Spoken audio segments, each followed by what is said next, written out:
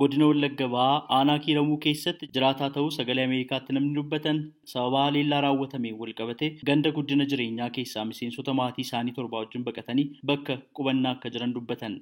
Sabuma Amaaraa Kiltaanii sana kan jedhaman sana waliin makatee ganama barii namni quban qabaatiin uummatatti naanna'anii kanaa booda dhukaasni hin jalqabamee egaa kana iddootti uummanni biratti ba'u dhabee namni baay'een achumatti wareegamee namni baay'een immoo amma danda'e kan baqatee jira madoon hedduutu jira. Akkamiin adda baastanii bartan isaan ta'uu isaanii?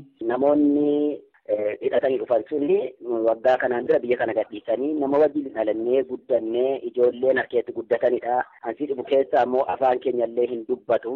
Isaan kun biyya beekuu waliin guddannee achitti ramooleen jedhanii hidhatanii hidhannoo guutuudhaan qindaadhaan dhufanii. Inni ganda guddina jireenyaa irraa buqqaane. Ganda guddina jireenyaa inni jedhamu guutummaa guutusaatti buqqa'e tokko tunafiinii jechuudha. Ittafteen soorumaatiinis akkanuma buqqa'ee akkaataa muka faca'anee ijoorree jirra jechuudha.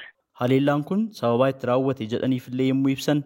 Jarri kun isaan barbaadanii lafa kanarraa uummata kana kaachisanii lafa qarjii lafa bareedaa kana fudhachuudha inni tokko. Inni lammataa ammoo yoo ilaallu qaama shanii jedhu balleessina kan jedhudha. Kan isaan fixan garuu qaama sanatu hin ta'in uummata wallaalaa qotee bulaa nama waa tokko hin beekne balleessuudha. Waliin qabatu jechisaan jedhanii fi waan isaan godhan kun. Qaamni nageenyaa kan mootummaa eessa jira? Magaalaa irra jira.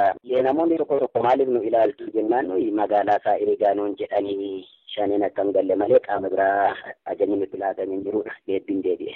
Namni kabiraan sagalee Ameerikaaf ibsa kennan Dr. Dirribaa Abdannaa akka jedhaman dubbataniif magaalaa Naqamtee keessa jiraatan abbaa koo haleellaa kanaan nan dhabee jechuudhaan magaalaa Naqamtee keessattis gadda taa'uu dubbatanii jiru.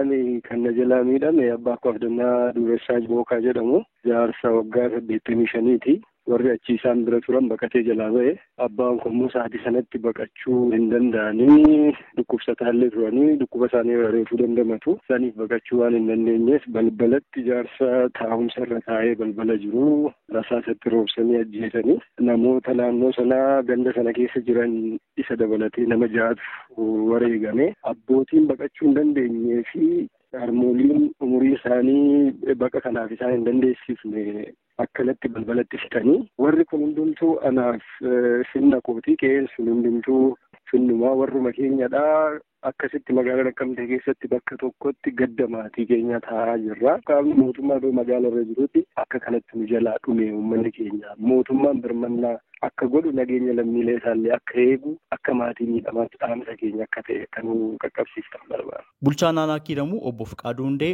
waa'ee haleellaa kanaa ilaalchisuudhaan sagalee Ameerikaatti himanii jiru.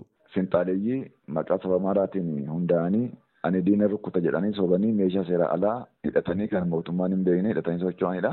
Aanaa Kiiramuu ganda guddina jireenyaa, ganda caffee soorumaa, ganda burqaa soorumaa, ganda naccinoo keessatti meeshaa seera alaa hidhachuudhaan mootummaan utuu ajajiin beekamtii mootummaatii ala ta'e jedhamee meeshaa kilaashii qabatee qaamni kun utuu aanaan hin ajajiin rakkoon achi jira jedhee utuu hin ilaaliin uummanni kun akkuma akka inni badu gochuuf kiiloomeetira 26 ol adeemanii walakkaan isaanii jiraatama aanaa kanaatti warra guduruu Wallaggaa keessaa Haboo bakka jedhamu daldala kan dhufan kan walitti bobba'an ijaaramanii biyya kana diiguuf kan deemanii akka jiran yaada kaasuun hin danda'ama jechuudha. Ganda kanarratti uummata qulqulluu mana isaa bulu muriinsa waggaa 75 ol amma 90tti kan ta'an jaarsolii biyyaa abbootii amantii kan uummata tokko hin beekne kan ofii isaanii rakkoo adda addaa keessaa quba hin qabne kan keessattis hin hirmaanne fayyuma ta'e jedhamee ganda kanarratti dhiirri 29 dubartiin tokko waliigala namni 30 kan du'e ta'uu isaati. Rakkoo kana uumameef immoo gadda guddaa ta'e natti dhaga'ama. Hidhattootni kunneen mana jiraattotaa 50 ol gubuu fi loon saamanii miliquu dubbachuun waan haleellaa kana qolachuuf isaan danqellee ibsanii jiru. Bulchaan aanaa kun qaamni nageenyaa moo hojiin kallattii arfaniin aanaa kanarratti waanta jiruuf kallattii arfaniin walakkaan gara warra guduruu Wallaggaa deemee jira. Walakkaan immoo aanaa kana keessas magaalaa kana diinni qabachuuf kan deemu waan ta'eef naannoo sana eegaa jira.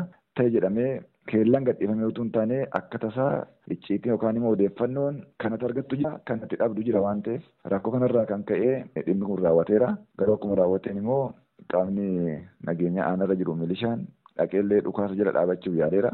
Humna isaatii olii waan ta'eef immoo aangoodha waldaa'ee deebiira. Isaan hedduutti immoo dubbiin sun ammas deebi'ee galgala qabbanaa'eera. Gara fuulduraattis uummanni kun ijaaramee qaamni nageenyaas ijaaree uummata kana eeguun dirqama ta'a. Diinonni kun biyya kana diiguuf socho'u waan ta'eef deebii hatattamaa akka nuu kennuu fi mootummaas gaafadheen jira. Dhimma kana irratti jiraattota naannoo sanaa argannee dubbisuudhaaf tattaaffii nuti taasifne milkoofne bulchaa godina Wallaggaa Bahaa fi itti gaafatamtoota godinichaa sadarkaadhaan jiran akkasumas kan naannoo Oromiyaa irraa deebii dabalataa argachuudhaaf tattaaffiin taasifne ammaaf milkoofne. Koomishiniin mirga namummaa Itoophiyaas ta'e naannoo sanatti sababaa neetwoorkiin bilbilaa hin jirreef waan ta'e mirkaneeffachuudhaaf akka hin dandeenye ibsee jira. Godinaalee Horroo Guduruu Wallaggaa fi Wallaggaa Bahaa keessatti haleellaawwan namoota nagaa irratti raawwataman ilaalchisee dhalattootni Oromoo fi aangawootni naannoo hidhattoota maqaa faannootiin socho'an jedhamanii fi finxaaleeyyii Amaaraa jechuudhaan waaman yommuu komatan dhalattootni saba Amaaraa ammoo waraana bilisummaa Oromoo mootummaan Itoophiyaa shanii jechuun waamuuf mana maree bakka bu'oota Itoophiyaatti shororkeessummaatiin farraje yeroo himatan dhaga'ama. Gama biraatiin haleellaawwan